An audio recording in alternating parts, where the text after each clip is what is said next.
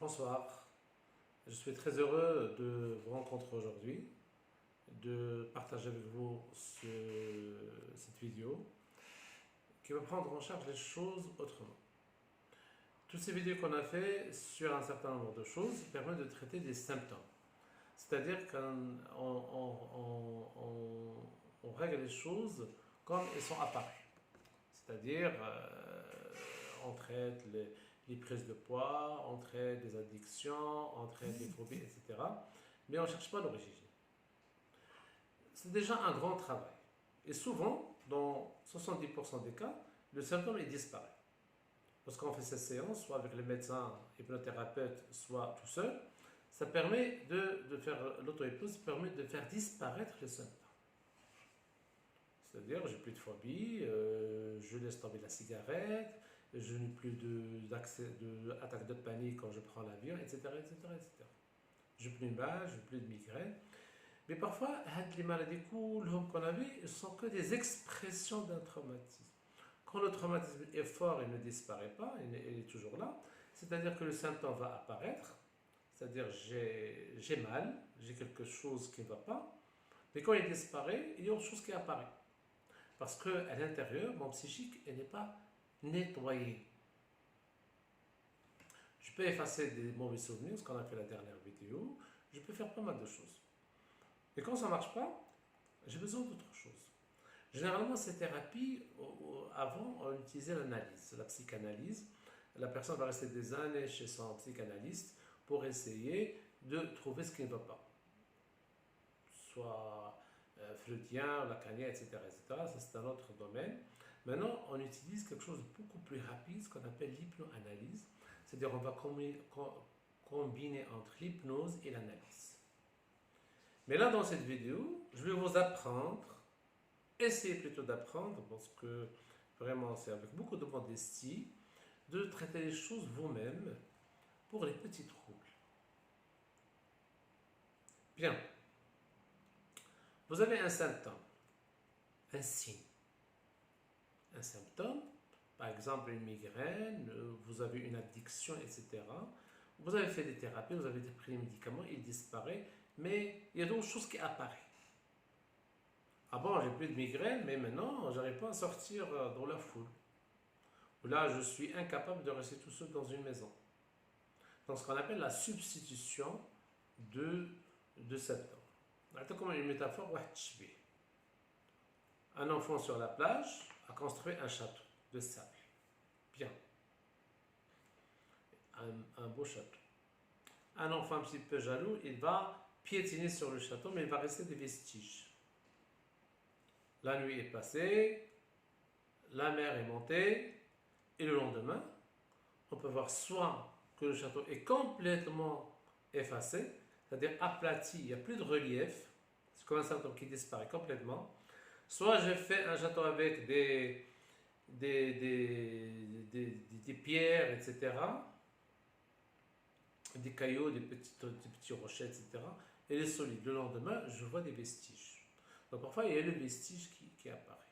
C'est le premier exemple. Voilà un deuxième exemple que mon ami Béton le fait, notre maître.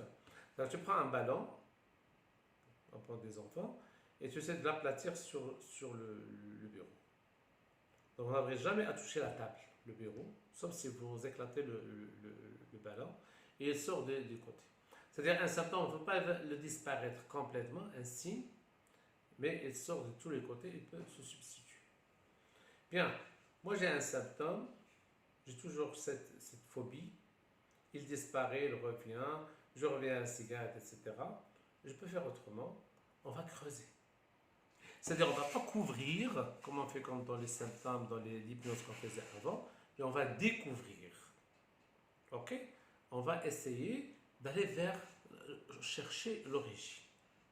Donc, pour vous, bien,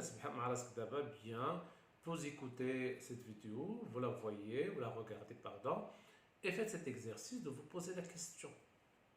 Ce symptôme que j'ai, je suis tout le temps énervé, je prends des sucres le soir, je ne suis pas bien, etc. Qu'est-ce que je fais?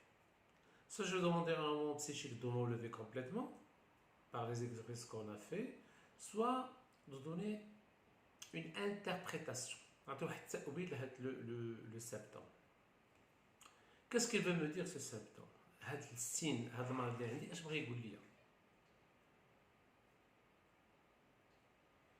Si c'est un objet, ça peut être quoi? Si c'est un animal, c'est un personnage.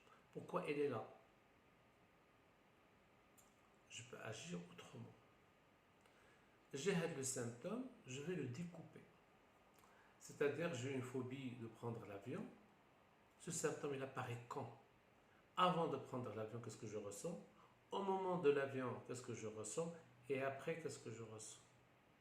J'ai une addiction pour le sucre. Avant de prendre le sucre, qu'est-ce que je ressens? Quel est ce symptôme? Le moment de le prendre, de me régaler, et à la fin. Donc, il y a plusieurs façons de savoir y faire avec ce symptôme. Parce que le symptôme, c'est un mensonge. Bon, à part là, quand tu as une maladie organique, ça, on ne parle pas.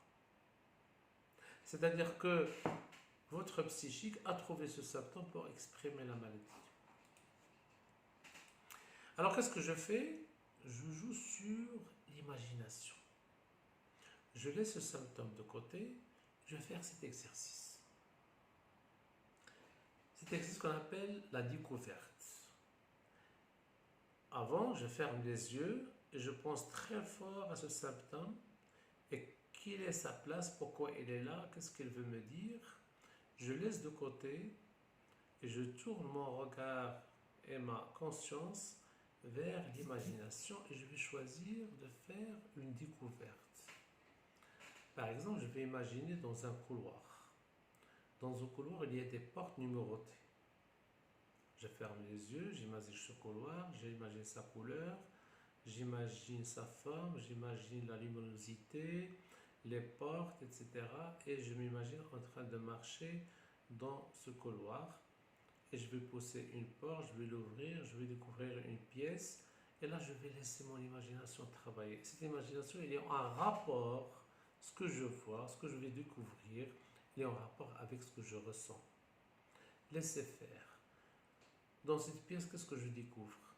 Comme si j'ai les yeux ouverts, comme si je fais un voyage virtuel. Je découvre une table, une télé, j'allume la télé. Je regarde, j'ouvre la fenêtre, je regarde dehors et je fais un scénario. Ça peut être un couloir, ça peut être une maison, ça peut être un musée. Ça peut être un musée, c'est marrant musée.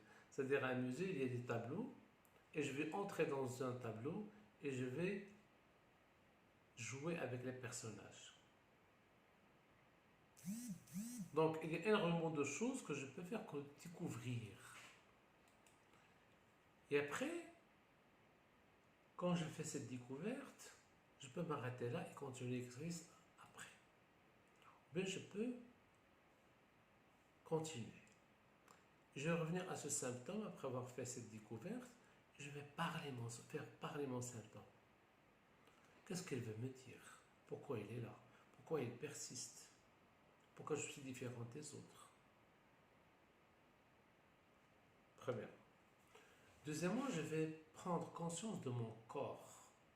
À ce moment-là, avec ce symptôme, quel est mon corps? Comment sont les épaules? Comment est mon regard? Comment est mon sourire? Comment sont mes mains? Comment sont les pieds? Mon attitude? Je vais scanner mon corps. Juste poser ces questions sans chercher les réponses. Le corps, après, les émotions. Quand j'ai ce symptôme, quelles sont mes émotions? Qu'est-ce que je ressens? Et en dehors de ce symptôme, qu'est-ce que je ressens envers les autres? À ce moment-là, quelle est mon émotion principale? Quels sont mes sentiments envers ma famille, mes amis, mes collègues, les autres? Donc, je fais reconnaître mes émotions et sentiments. Et faites attention, votre psychique, elle fait le lien, elle fait des associations. Donc, on a le corps, les symptômes, les émotions. Quelle est ma pensée à ce moment-là? Qu'est-ce que je pense de ma vie, de ce symptôme, de mon avenir, des autres? Est-ce que ma verbalisation, le fait de parler, la façon de parler, elle traduit automatiquement mes pensées? Est-ce que ma pensée d'aujourd'hui était la même qu'hier? Est-ce que ma pensée demain sera la même? Quand je termine avec ma pensée et ma verbalisation, qu'est-ce que je crois? Qu'est-ce que je crois de moi? Qu'est-ce que les autres croient de moi? Comment je crois en ma maladie, si j'ai une maladie, mon corps, ma vie, à l'amitié, à l'amour? Quelles sont mes croyances qui sont stables et les croyances qui changent? Donc je peux faire énormément de choses sur la croyance, c'est très important. Et puis je vais passer aux valeurs. Qu'est-ce que je crois de moi? Qu'est-ce que les autres croient de moi? Quelle est ma valeur à ce moment-là? Est-ce que ma valeur est la même que celle projetée aux autres? Quelle est la valeur d'un homme? Quelle est la valeur d'une femme? Quelle est la valeur d'un enseignant? Quelle est la valeur d'un instituteur? Quelle est la valeur de la vie? La valeur des choses? La valeur de ce que je crois? Après les valeurs, je vais passer mes peurs. Je prends conscience de mes peurs, de mes phobies. Qu'est-ce qu'ont des véritables peurs apparentes et non apparentes? Et bien sûr, je le répète, quand vous faites ça les yeux fermés, votre psychique, elle fait des associations. Et vous allez voir. Quelles sont les peurs infaillibles? Les peurs qui sont toujours là. Et si mon symptôme était quelque chose, comment je vais me projeter vers les autres? Comment les gens me regardent? C'est des projections. Et puis par la suite, quand je termine, si par exemple je me regarde et je sais que je suis énervé, qu'est-ce que je fais? Je vais aggraver cet énervement, je vais aggraver cette expression de corps et je vais regarder ce qui se passe. Et si je m'identifie à mon symptôme, si je suis cette addiction, si je suis cette peur, et puis par la suite, je laisse faire.